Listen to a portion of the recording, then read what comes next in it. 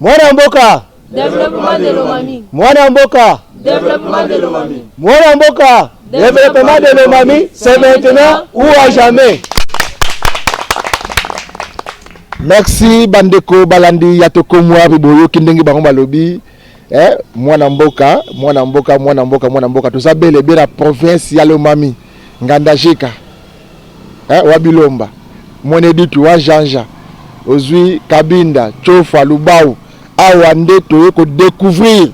Yoko bimisa pe biloko mususu e batama na kati nango Congo profond elengi ya kozala congolais nde yango awa na zana Afrique du Sud te ni Chine awa na zana kati ya province ya Lomami en direct de Kabinda na yeko kutanda bandeko ba jeunes gens o ba lobi bango boyoka makambo ko bima lelo na émission ndeko nanga ko landa ngai ko zapete zala toujours scotché oyoka makambo zo bima awa na kati ya province Lomami eza ba jeunes.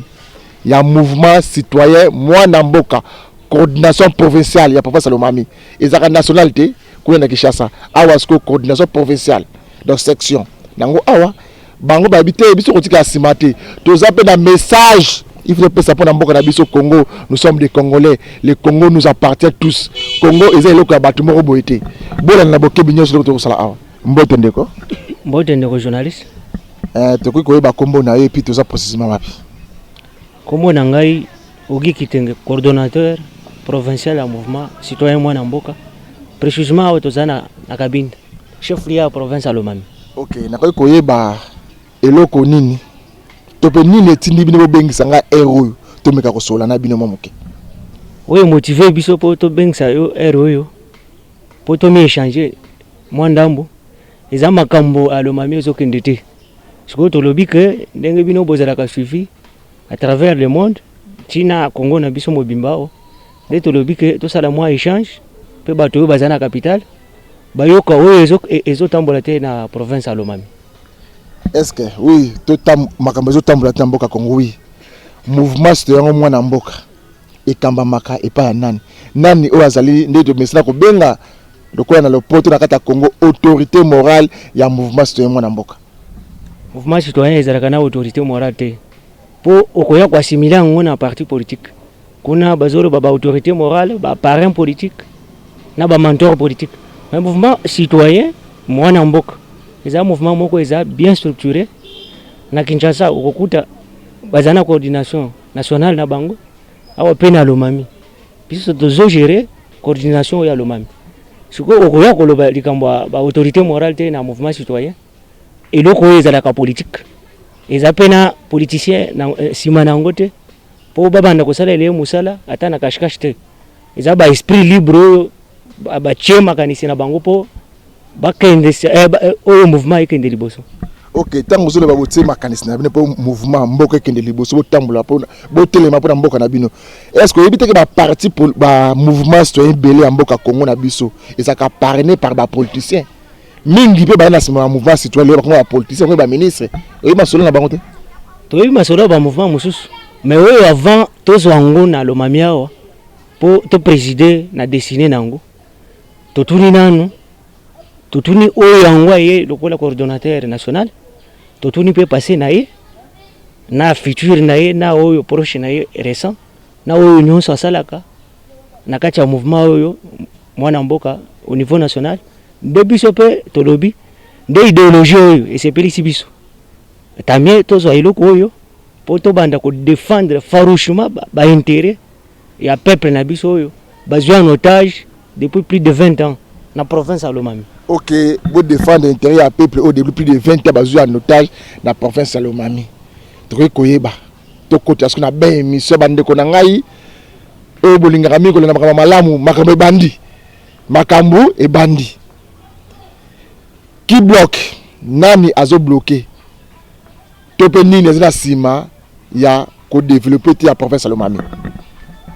Merci ndeko journaliste na question oyo eza pertinente oyo ezo bloqué développement Lomami na ba territoire nango nyonso 5 toko lukango te ndeko journaliste ezaka ba politicien ko banda ba oyo ba députés nationaux oyo totinda ki po bakende kolobela biso et non banda ko pesa biso mbongo te po balobela biso ba députés provinciaux baza na chef ya province ba décider yango ba autorité publique ba gouverneur ba ministre provinciaux ba bourgmestre na ba tomisusu baza ba poste muke wana bazoke biloko ezokende te po tango baza na service na bango na service à ba famille na bango na ba proche na bango mais oyo intérêt ya population oyo to benga ka intérêt général ba chango na pembeni po bazozela 2023 soki élection ekozala baya lisusu na ba discours ya démagogie po bazwa biso lisusu ba siège bazonga lisusu na Kinshasa oyo mususu epesaka biso kanda tango tozosala na yo émission oyo tango tomonaka ba candidat oyo baza importé na Kinshasa oyo bazangaka kosala manso na Kinshasa po bazwa pe siège kuna babosani ke na kabinda biso tozoyebisa biso tozoloba na yo tout le monde est licencié pona nini pe bakokotika na biso ba poste oyo ya ba député ba ministre ba député ba député provinciaux na ba poste mususu mais komona bakoya na kabinda o po babanda ko wela oyo bakotinda na biso za nini ezaka division manipulation na intoxication ya population ndenge bango bavandi na kini na ba mususu pe toyebaka tawa okomona ka ba improviser politique po banda ko présider na makambo ya population tango kozala soki député akozala soki gouverneur soki ministre provinciaux bakozala wana po na ka intérêt na bango intérêt ya ba famille na bango mais intérêt ya population ba chango côté. OK, intérêt ya population ba chango côté yango bino botelemi. Est-ce que vous avez na kotelema même na monde to yoka iso ba Jeanne d'Arc na Congo Kinshasa na biso ba Rosimo Kendi ba Liki Kuluku ba Thérèse Kapangala ba Sédik Nyanza ba Kenda po ba telema po na mboka Congo 3e penalty mandat ya misatu ya Kabila kozala te bato bakufa yo so banga te yo telema yo jeune est-ce que boti déjà obali oui to bali to sepeli fort pona question wana mais ba oyo ba Rosimo Kendi de res mémoire ba Liki Kuluka ba Thérèse Kapangala ba Shebeya na bato mususu wana to ko citer te pona ngonga mais bango soki bakufi mais batikali biso héritage moko bien oyo to kolegaka tina ba génération future eza oyo alternance démocratique na 2018 bien que ba politique ya mikolo oyo bazo rassurer biso eloko ngo malonga te mais oyo alternance to zwaka na pays na 2018 eza effort bato wana soki biso pende to ba jeune to ndimi pe to kufa polite na biso ekosuka kana liwa na biso te peut-être to kufa makila na biso nde kotika la peut-être et délivrer milieu oyo kindoki ezali po kindoki wana tokuti yango kaka na bapolitique eza population oyo bazo souffrir bazo sala nyonso te ezaka bapolitique baza likolo ya biloko nyonso na lomamia nde biloko ezokende te il faut peut-être délivrer lomamia s'il vous plaît. OK, merci bandeko balandi ya tokomo apinde ko déplacement OK yo to zona suka to clôturer nayo mama ko poussa na parce que télévision zalingo nga bandeko na ngai boyo kama kambo ozo koela bato ya lomami awa to jusqu'au mwana mwasi na ebi so ya manoirite ni nazoka awa na province ya Lomami bakomi ko kidnapper bato bako boma bako violer bako yiba to se comprendre te nini ekomi na mboka na biso Congo. Mbote mama Mbote papa boni malamu vous à l'aise naza à l'aise na ko ba kombo na yo même na français même tu ba premier ati na ko ba kombo na epi na mouvement na mboka ozali nani ngai komo na nga Myriam Ngoingo na mouvement ya mwana mboka naza administrateur de budget na province ya Lomami. Nini est poussé yo ozala na sima ya mouvement soutien mwana mboka pour militer pour mboka na Congo? Matondo mingi po na mutuna na yo eloko ya liboso bisika o tozali bazo tosa mwana mwasi te biloko ezo salama okomona bakoteli mwana mwasi bazo violer et soki ake et pas bakonzi o ya justice pour a réclamer droit na ye moto akosunga ye azate okomona ete ka bango moko wana bako kwede ye po azwa kimia basunoli ye nde pousse biso po baoyo pe bana basi bakufa po na milite moko epesi biso courage po tosenga pe baoyo bazolanda biso bazala pe na kimia droit ya mwana mwasi babanda kotosa ngo Na province Lomami. Na province à Lomami. Moi si ami retrouvé paix. Donc yango yo telemi o lebi ete ngai moi na télé na province Lomami. Mama, oyiba osomela gaz lacrymogène. Osomeka be yokata solo na. Surtout ya blé wana so kango déjà. Na mona ngo ya pembe kaka obi ya blé. Ba couleur nyonso na mona ngo na yokango. Oza prête ya komela musu asika. Naza prête po naza moto aliboso ko kufela mouvement oyo te. OK, siko na minute to ko so labo yawa. Na ndinga yeba na mboka na bino awa na province ya Lomami, Congo. Na uti Mbujimai, na koti Moneditu, na bimi Ngandajika, na koti Kabinda. Province oyo eza enclavé na façon moko ya kosakana te. Malgré oyo nyoso bato balobaka na ba cité, o balobaka na kisa ba kosaka même mokonza mboka. O na moni awa na nzimite même ya ta premier ministre o tambola nzila Moneditu, Ngandajika, Kabinda, sama kadam. Bino siko mouvement sur mona mboka. Po bolongwa na bowumbu na pauvreté wana. Message mneza ni. Matondo mingi eleko ya liboso tozo senga ete basala réforme na ba institution nyonso. Po tozo mona ka bato moko wana o basala na Kabila père ka bango moko wana nde bazozongisa bango ti na faci oyo.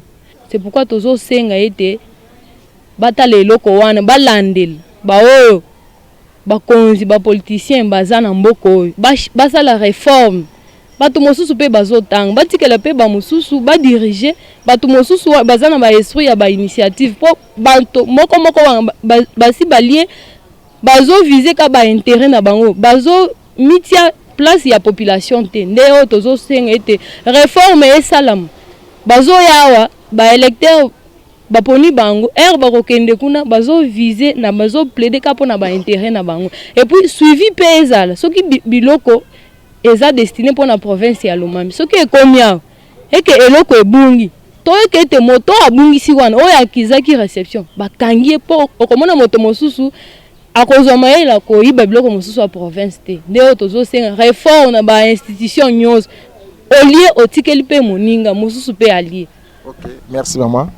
OK, bandeko balandi ya tokomwa boti bo mama ninga utikoloba bazo senga réforme baye ba pe na Lomami basi bazali droit ndenge mona ka mois de la femme le 8 mars bango pe basengi droit à la femme donc moi si face na esika na ye viol baza discriminé on a kata province Lomami asengi bazo a place baza ba ministre ba gérer ba institution provinciale ya mboka na bango nde etindi à se révolter à côté d'un mouvement soin moi na mboka wana maloba mama lobi to dans deux secondes de komususu bon to ya clôturer to banakata province Lomami yango qu'est-ce qui se passe au juste to tambole ba profession normale awaka ba problème ba pour nini mbote ndeko. Bonjour monsieur le journaliste. To ba kombo na Je réponds au nom de Jean Bosco Lubangi. Dans le mouvement citoyen, je suis secrétaire provincial. To ko yeba ndeko na ngai nini epusaki yo okoma militant ya mouvement citoyen mwana mboka. Je suis doublement courageux à être acteur du mouvement des citoyens mwana mboka la province de Lomami. Il y a un député belge, Patrick Kokriamo, qui avait dit pendant les élections de 2011, il va reprocher aux Congolais des yes men, des acclameurs. Ce député l'a dit, c'est facile de sortir les Congolais du village, de l'équité du village vers la ville, mais impossible de sortir la jungle qui est dans les Congolais. Vous comprenez que ce n'est pas de la blague. Ce qu'il avait scruté à nous, il nous prenait des gens des esprits pygmées, chétifs. Or, nous sommes tous gradués. Les Belges gradués, les Congolais gradués. Il est licencié de même chez les Congolais. C'est un mot, c'est une phrase qui m'a poussé à ce que je puisse militer. Que je sorte de la jungle, que ma population, mon peuple, ma famille, mes amis puissent vivre la paix en entièreté. OK. Bitumba oyo lingo kota ndeko nango bitu ba Congolais mingi ba kufa batika na basi na bana bango ti lelo miso ba procès mususu esalama te bato mususu babomba ndeko na biso wana baza na liberté ti lelo bitumba oyo ezokota ndeko na bokoka. Je vais triompher et je triompherai. Boyi bato bozobunda na bango. Je les connais, je les ai identifiés. Mon frère. Oza makasi na makambo koti. Je les ai bien identifiés. Ma perte ou ma mort n'impressionnerait personne parce que s'ils me tuaient, c'est comme ils l'ont toujours fait. Yeah. Ce n'est pas la première fois qu'ils vont me tuer, ni me tuer un combattant du mouvement Mwanamboka à Kabinda non plus. Alors, ils vont me tuer, ils me tueront, ils nous tueront parce que nous combattons pour l'intérêt du peuple. Et ils seront reprochés. Je sais que la philosophie du président de la République, Excellence Félix Tshisekedi, a présagé une enquête. La paix, nous ne serons pas, ce ne sera pas une peine perdue. Ceux qui vont nous tuer paieront un jour. S'ils ne payent pas demain, ils paieront. Mais néanmoins, messieurs les journalistes, je vous rappelle la phrase de Emery Lumumba. Il avait dit indépendance, Kakiane, Kakie, c'est-à-dire ici, à la terre on dit Iketenunk, ici et maintenant. Nous voulons que la province de Lomami soit libre, ici et maintenant, à travers ou par les biais de la volonté ou de l'exprès du chef de l'État, avec l'Assemblée nationale et le Sénat. Ok. Tant que vous avez masolo to a na province de Lomami to ki a na province de Lomami batu bazo bunga. Ndeko na ngai. Na to sozo kanga bien. Ba na province de Lomami c'est système ya kidnapping ezali. Radio Kapel le blanc te top le blanc te ngana ya batu bazobunga lobi na butu nlek na bisa moi à âge 12 ans à limwe. Est-ce que besoin de situation normale pour ne le blanc te? Ce n'est pas le mouvement kidnapping n'est pas une nouvelle messe non plus. Ce n'est pas une nouvelle religion. À Kabinda, c'est comme une guerre. On tue les enfants, on viole les femmes, il y a des pertes en vies humaines à perpétuité. Nous avons été cette fois-là en 2018 aux élections. Le peuple se croyait avoir opéré un bon choix, un choix judiciaire. Surprenant, les gens qui sont allés nous représenter ont usé une politique sans scrupule, qui a l'intention de nuire à la vie du peuple, aliéner les droits du peuple. C'est pourquoi, qui va parler pour le peuple de Kabinda si lui-même n'est plus content de son peuple? On le pousse. C'est pourquoi il y a eu, à votre arrivée, vous avez trouvé une fille de 12 ans tuée sans autre forme de procès. Peut-être c'est le millième cas à Kabinda. C'est pourquoi nous demandons au chef de l'État de pouvoir installer un organisme sur place dans la province de Lomami qui peut mener ces enquêtes en vue d'apprivoiser ces mouvements pour que la population puisse vivre en paix. Tshisekedi n'a pas été élu par un regroupement, ni moins par une tribu. Il a été élu par tout le monde. C'est pourquoi nos vœux, nos tendances et nos souhaits doivent lui parvenir et il doit en accueillir à bras ouverts pour que nous vivions la paix. C'est là les souhaits pour lesquels il a été élu. Ok, merci mon frère. Tu es Botondi. Mbotembe quoi? Mbotem, c'est le journaliste. Moi, c'est M.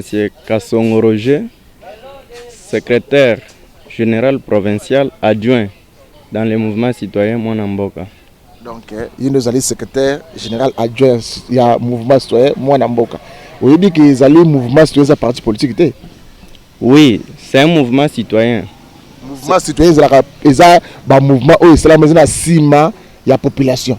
Ba monique politique, ba politicien na politique ba ishwaka ne kombo wana ba congolais au bazlingi makama politique mingi te ba eko ba pouvoir sauver ba congolais ba c'est ba politicien. Est-ce boyebi que boye si ma sauver population? Monsieur le journaliste, ce que je peux vous dire est que le mouvement citoyen dorénavant c'est un mouvement apolitique.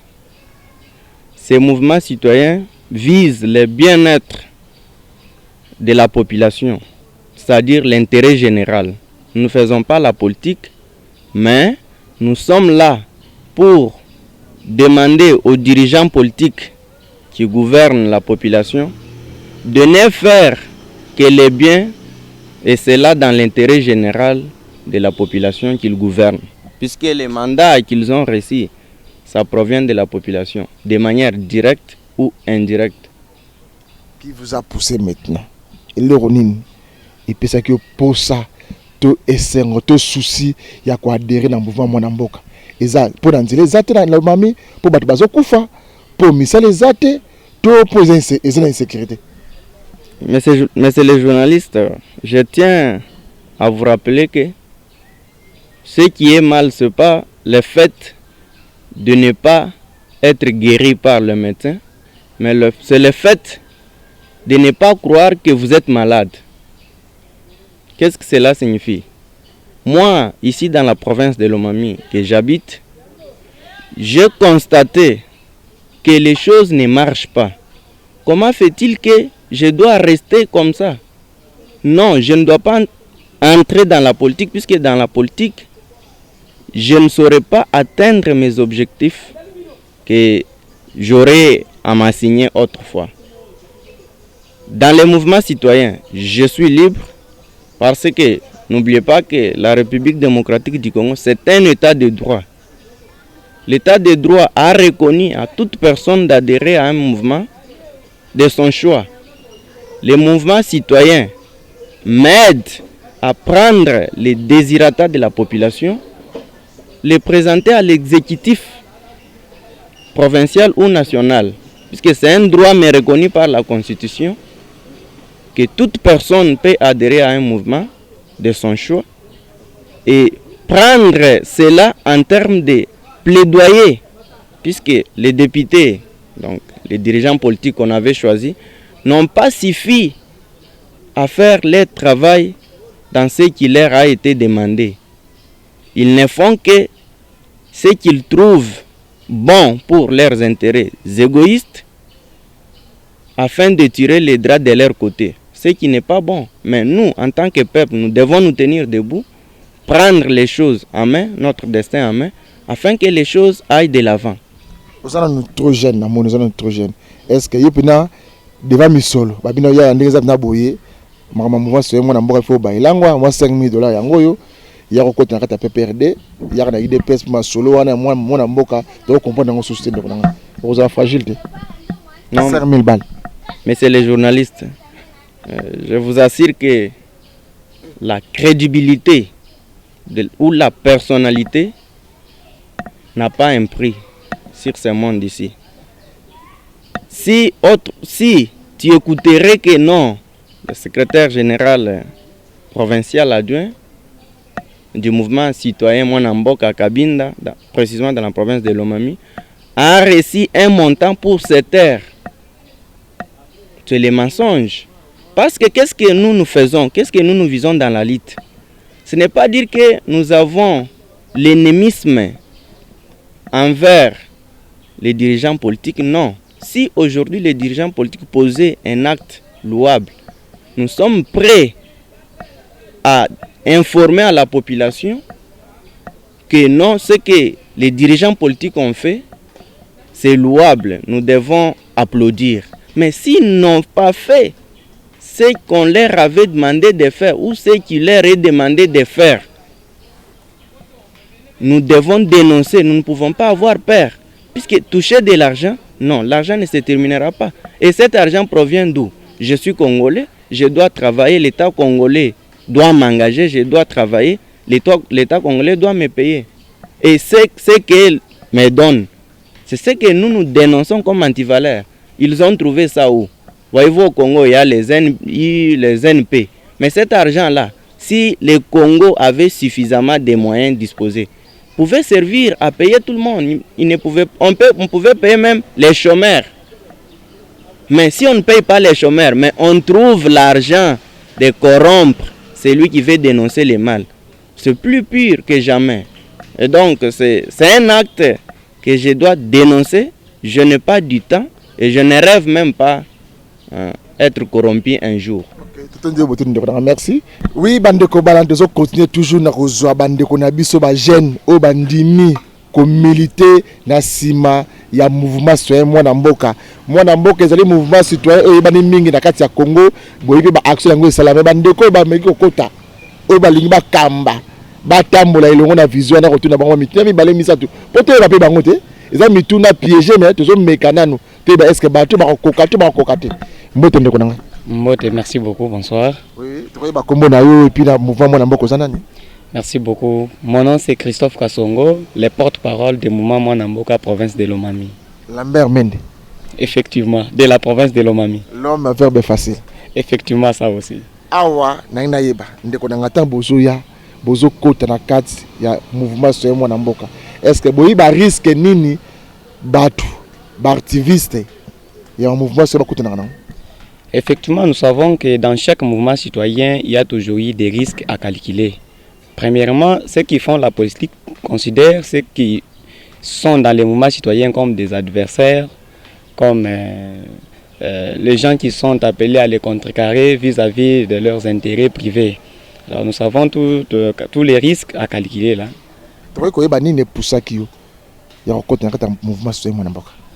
Ce qui m'a premièrement poussé d'être un activiste dans les mouvements citoyens Mwana Mboka, c'est vu premièrement le nombre d'antivaleurs que nos autorités, tant provinciales que nationales, sont en train de faire. Au lieu de dénoncer, elles sont en train de corrompre en vue de sursoir quand même ces antivaleurs-là. La raison pour laquelle nous nous sommes tapés quand même la poitrine pour dire non, devant tout mal, devant tout antivaleur, nous devons être capables de dénoncer sans avoir peur, ni sans avoir quand même l'implication d'une autre personne en voulant nous contourner face à cet antivaleur-là. Et ce mélange gaz lacrymogène, et ce parti dans le gaz lacrymogène. Effectivement, ce sont les histoires qui font dissoudre la population, les regroupements des gens se réunissant vis-à-vis de leurs intérêts. Mais une fois être dans les mouvements citoyens, je sais que le moment viendra où on va nous lancer de lacrymogène. Mais cela ne sera pas synonyme de fuir ou bien d'avoir peur. Premièrement, la peur, c'est l'ennemi de l'homme. Alors, en étant dans un mouvement pareil, nous devons toujours réunir le courage pour aboutir toujours à une solution. Ok, courage mboka na biso province na biso oyo ya Lomami. Province na bino ezina makambo ebele ndeko nanga. To tamboli na uti Mbujimai, Ngandajika, Kabinda. To yi awa na Kabinda. Yeba mtemonia. To yi awa poto koma awa nzela na ebisi bino bozo na nzela te. Mais Kasai Oriental na province Lomami. Lomami exista liboso ya Kasai Oriental. Ba bazana aéroport, ezina makadam. Bino awa makadam ezate. E forciti mobulu. Awa na kata Kabinda bandaku ya mindele ezali. Mana Mbujimai bandaka mindele ezate. Ta bomona kandengo wana, esala bino ndenge ni. Premièrement, ça nous fait très mal. Ça nous fait très mal du fait que tout financement en rapport avec la province de Lomami sont vraiment contournés par les autorités de la place. Alors, en voyant tout ça, nous nous sommes dit qu'une fois qu'il y a un financement pareil qui arrive dans notre province, nous devons être derrière et pour voir ce qui s'est fait effectivement, si cela a été fait. Présentement, là, nous avons l'exemple des poteaux. Le président Félix Tshisekedi nous a doté 50 poteaux. Ok, merci de retourner au Botondi. Mbote ndeko nanga? Mbote, patan. Boni, kombo penani? Kombo nangai Simon Lubangi Mukubwa, coordonnateur adjoint ya mouvement citoyen Mwana Mboka, la province ya Lomami. Yango ba fonction bino bozo pesa awa. Bino kaka moko nde bozali mouvement yango to na sima na bino bozo na base to pe province yango ya Lomami yo kaka bino. Bon. Toza na base, bato bazali ebele bazali ko soutenir biso, puisque biso banjo to mi pesi pona to bunda bitumba ya ekolo na biso, surtout na province ya Lomami. Makambo ezotambola te. C'est pourquoi to mi pesi devoir wana na obligation wana pona to bunda to landela bisika ezokende te pona to mi sacrifier pona makambo nyonso okende liboso. Population nyonso ezali déterminée puisque bango nyonso bashi bamoni ete ko banda tozui province na biso eloko moko ezotambola te. Banti valeur ezali na justice makambo nyonso ezokende te, ba corruption ezali bakanga moto abumi moto asali ba liberté provisoire ndeleki ba magistrat or nanani na structure na organisation ya compétence ya magistral okokuta ete bapekisi magistrat po na azala esika moko akokisa 6 mois mais na Kabinda na koki koyebisa ete ba magistrat mosusu bazali wana bakokisi plus de 6 ans ou 7 ans baboti babali bakomina baninga bazana ba parcelle makambo nyonso ezokende te soki akoti awa olie ya kolandela mibeko ya leta azana facilité kolandela yango te puisque basi bami familier na bato ba relation eleki ba corruption eleki oyo azala na kabinda awa na yebisa yo monsieur le journaliste soki ozana mbongo te okoki kozwa raison te au moins ba oyo bazana mbongo nde bazana raison.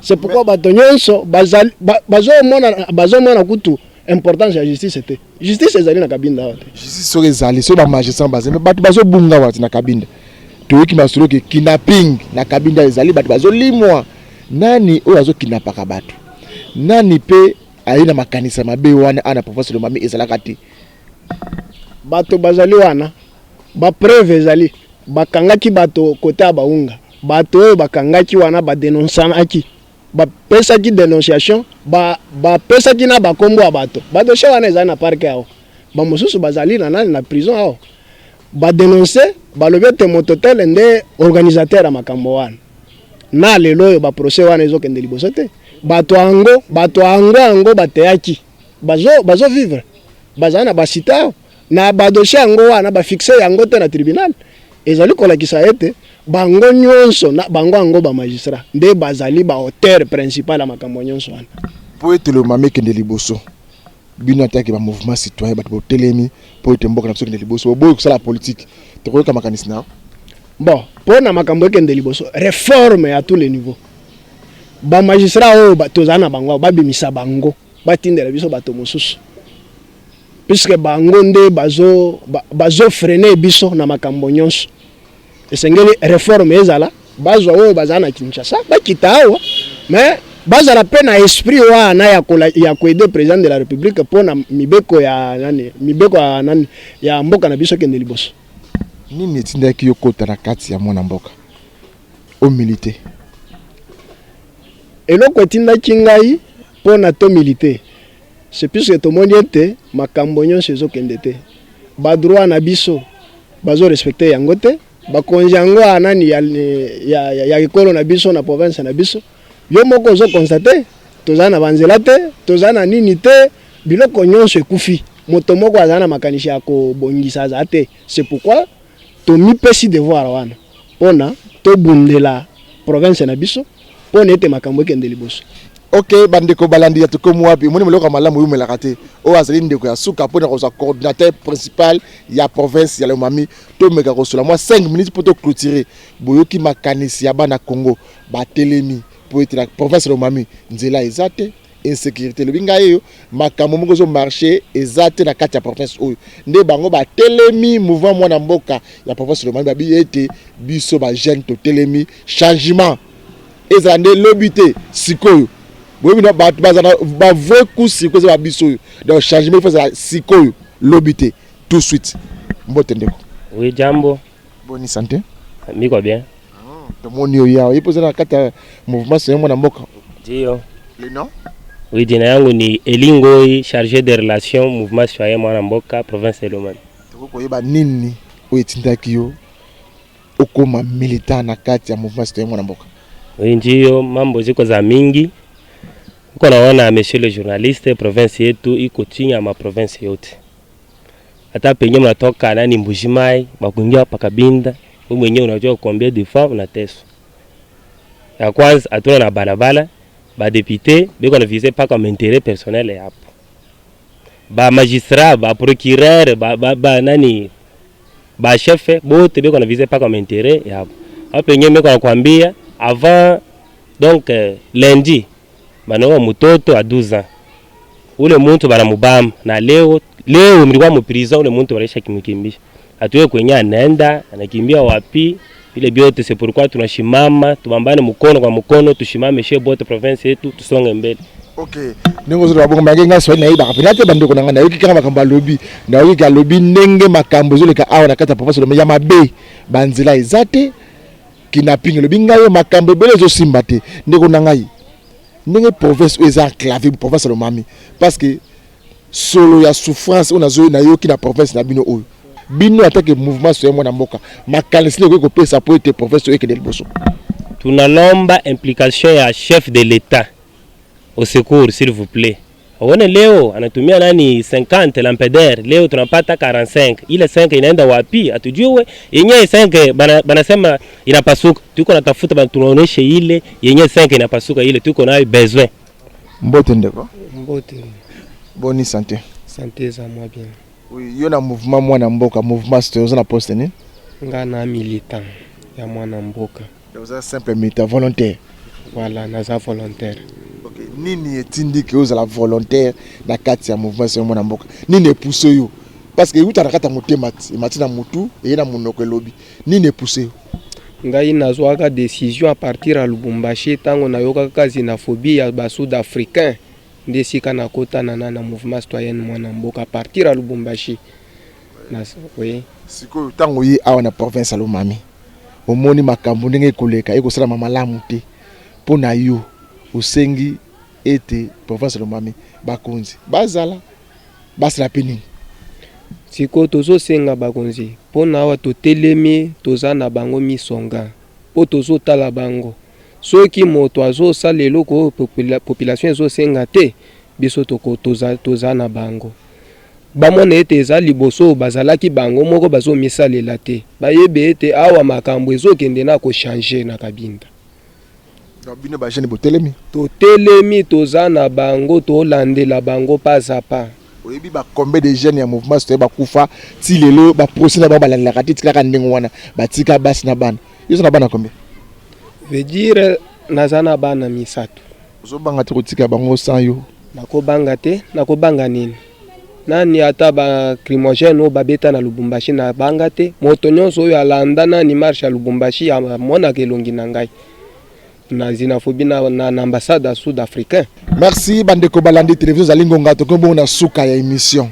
Mais moi mi tuna moke, moi mi balé mi sa to tuna bongo coordonnateur dans le numéro 1 ya province ya Lomami. Totine moi mi tuna to tuna ki ete.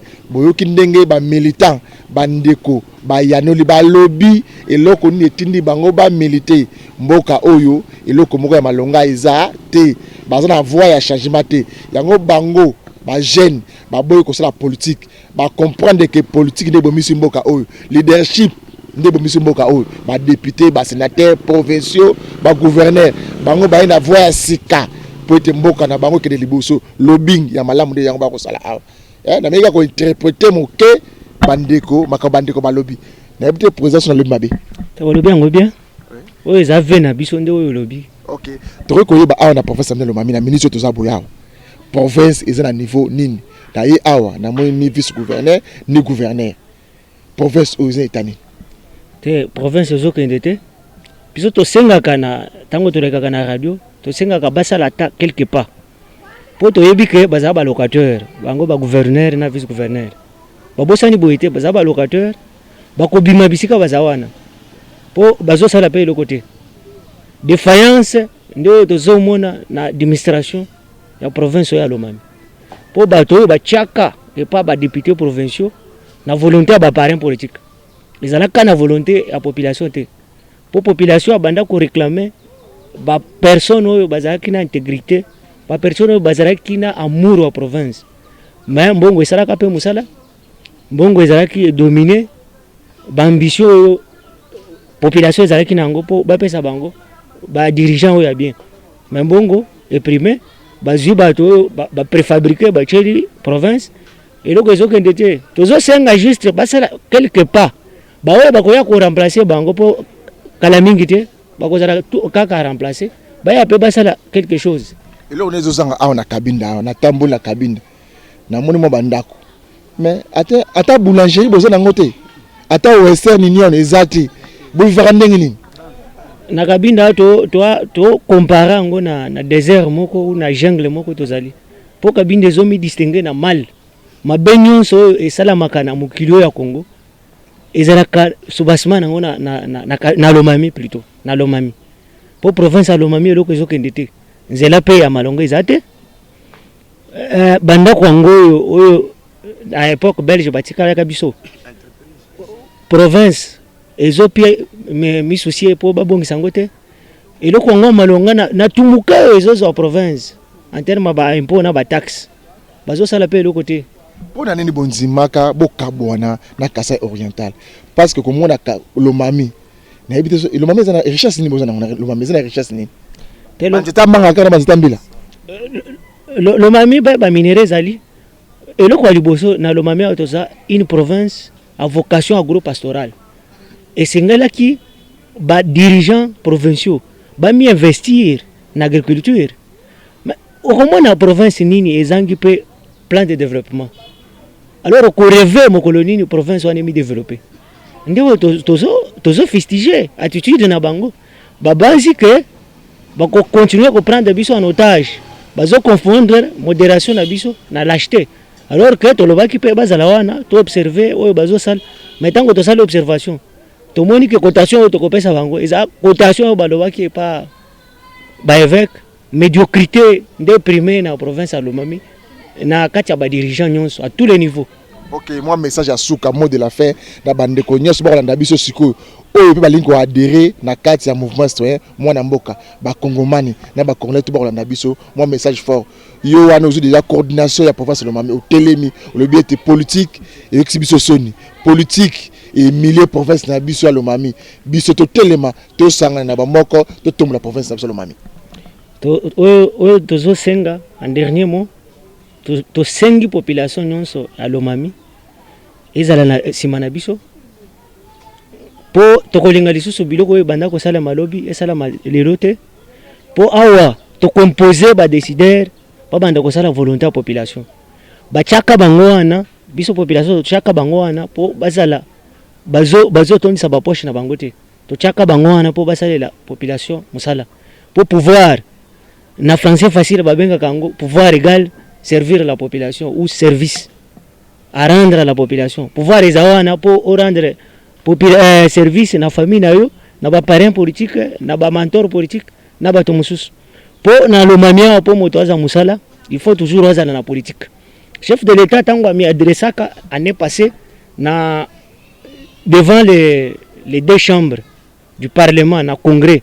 Alobaka que jeunesse et mitungisate nous allons nous impliquer pour babanda kozwa misala. Mais depuis alobaki parole wana etikala tina lelo un slogan oiseux pour tous moni le côté baguerre na bango wana ezalaki na FCC cash to remercier ndenge pas à comprendre biloko mususu alobi que aboma deux forces malveillantes wana oya coalition FCC cash siko ami lukela yemoko majorité parlementaire oyo ko diriger gouvernement et pays autrement.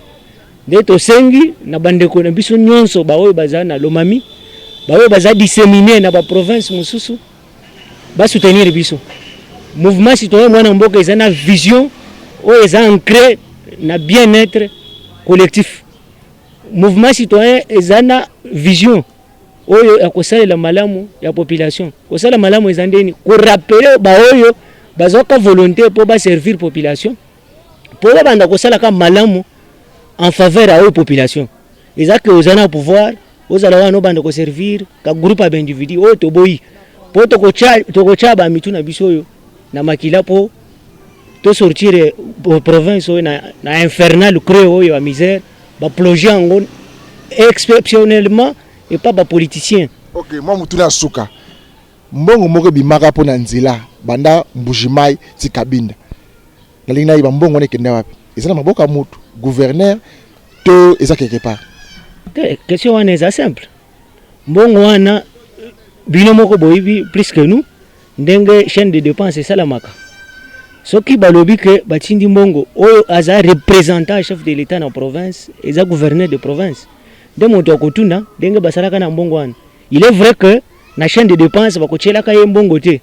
Mbongo wana bakochango na banque peut-être na kombo entreprise tel po esala musala.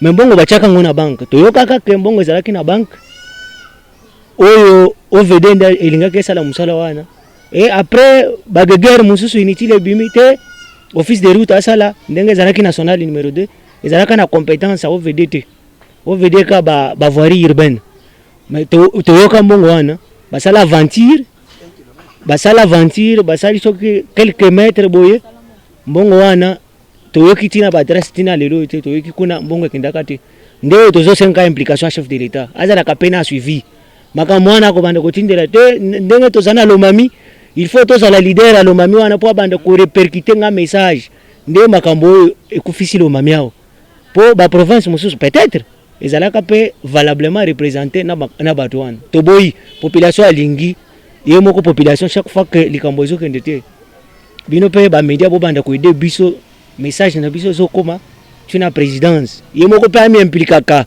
atikaka makambo wana so Kabila sala ile côté c'est puisque azalaka pe na suivi te ye pe asala le contraire na oyo régime sortant et banda ko sala te d'autres sengi monsieur le journaliste. Ok, merci bandeko balandi ya tokomwa pitoko bona suka tozaki bona kati ya province Lomami ezaki mouvement citoyen mwana mboka bauti ko pesela bauti ko koloba vision na bango na makanisi na bango nini pe ndeki bango ba adhérer na vision ya makanisi ya mwana mboka mouvement citoyen oyo ebani mingi na Congo Kinshasa balobi boye mboka oyo eza enclavé et sécurité lobi ngayo nzela malonga ezate mais likambo ya mbongo oyo ya nzela banda mbuji mai tika binda ngai ndeko na bino na kotika yango te il faut luka na yeba na yebi numéro bank ba pesi nga pe numéro compte na mutu aliboso azwaki na mutu pa ya kosala meeting politique awa na yibo ya meeting ya politique abimiza comme si ndasala ki lobbying to yebi na video na za nango to koyeba mbongo wana eza wapi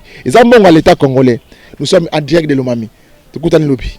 Mwana mboka Développement de Lomami. Mwana mboka Développement de Lomami. Mwana mboka développement de Lomami, c'est maintenant ou à jamais. Merci.